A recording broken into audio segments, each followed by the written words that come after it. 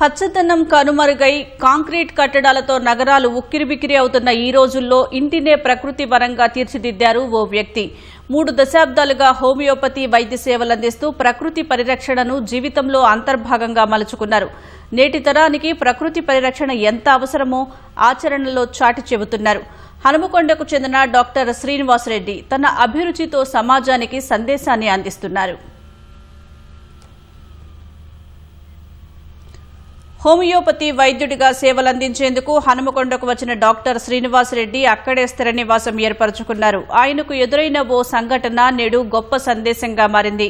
పల్లెటూళ్ళలో పెరిగిన ఆయన తండ్రి గోపాల్ రెడ్డి నగర జీవితానికి అలవాటు పడటం అంత సులభం కాలేదు.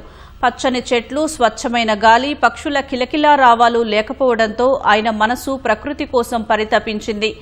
తన తండ్రి మనసులోని ప్రకృతి ప్రేమను గుర్తించిన డాక్టర్ శ్రీనివాసరెడ్డి తమ ఇంటినే ఓ చిన్న పల్లెటూరిగా మార్చాలని సంకల్పించారు. నగరంలో 4 అంతస్తుల భవనాన్ని పచ్చదనానికి ప్రతీకగా తీర్చిదిద్దారు.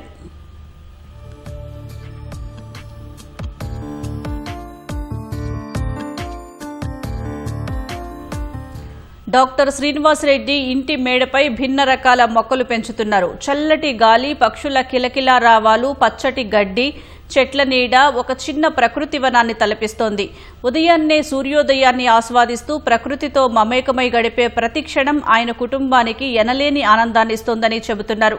ఇంటి మేడపై మాత్రమే కాదు, ప్రహరీ గోడలను సైతం చెట్ల కాండాలను పోలి ఉండేలా ప్రత్యేకంగా రూపొందించారు.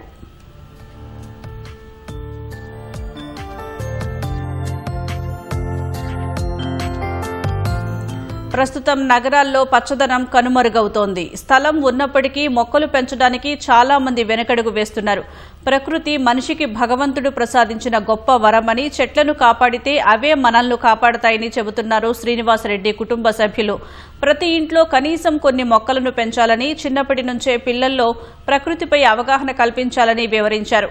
ఇటీవల తన కుమార్తె వివాహం కూడా అక్కడే జరిగిందని తెలిపారు. పర్యావరణ పరిరక్షణ అనేది కేవలం ప్రభుత్వాల బాధ్యత మాత్రమే కాదని, ప్రతి ఒక్కరి సామాజిక బాధ్యత అని ఆయన అభిప్రాయపడుతున్నారు. భావితరాలకు పచ్చని భూమిని అందించాల్సిన బాధ్యత మనందరిపైన ఉందని చెబుతున్నారు. నా ఆర్గానిక్ ఫామ్ ఉంది, వ్యవసాయం చేస్తూ ప్రజలు కూడా నన్ను ప్రకృతి ప్రేమికులని చూస్తుంటారు. నేను actually 30 years 29 years completed, 30 years enter అవుతున్నాం. ఇక్కడికి వచ్చినప్పుడల్లా మా అమ్మ ఇక్కడ ఉండేది కానీ మా నాన్న ఉండేవాడు కాదు. ఎందుకురా అంటే ఈ కాంక్రీట్ జంగల్లో ఉండలేను, ఒక చెట్టు లేదు, ఒక చేమ లేదు, ఇక్కడ నాకు ఇష్టం లేదు, నేను వెళ్ళిపోతున్నాను. రాత్రి 12 గంటలకు వెళ్ళిపోయి ఉదయం 6 గంటలకు మళ్ళీ వచ్చేవాడు. సో మా నాన్న పడుకోవడానికి ఒక వేదిక తయారు చేయాలి, అసలు ఒక ఎన్విరాన్మెంట్ క్రియేట్ చేయాలనే ఉద్దేశంతో నేను ఈ ఆలోచన నాకు అంకురావడం జరిగింది. పైన 4 అంతస్తు పైన కడతాన్నప్పుడు చాలా మంది ఇంజనీర్స్ కానీ ఇక్కడ ఉన్న వాళ్ళు అందరూ సలహా తీసుకుంటే అందరు నన్ను విమర్శించేవాళ్ళు. నేను కూడా చేస్తానని చెప్పేసి దీన్ని చేయడం జరిగింది. రోజులేసి నిజమేనా నేను 4వ అంతస్తులోనే ఉన్నానా అని అనుకుంటాను.